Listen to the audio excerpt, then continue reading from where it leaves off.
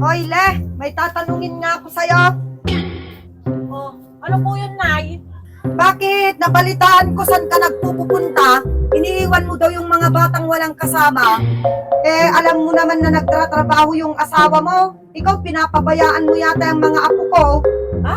For the first time, Nay, nagka-concern din kayo sa mga apo nyo. Oo, Walele. Baka yung mga nababalitaan ko tungkol dyan sa'yo kung ano na yung mga yon. Ay, Nay, bakit kasi kailangan nyo pa pong malaman?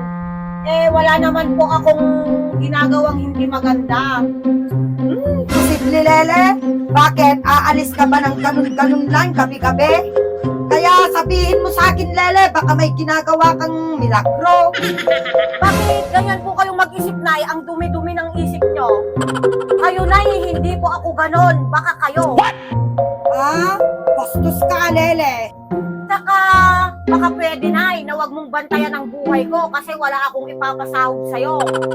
Bastos ka talaga. Hayaan mo, sasabihin kita sa asawa mo. Magsabi ka kung gusto mo.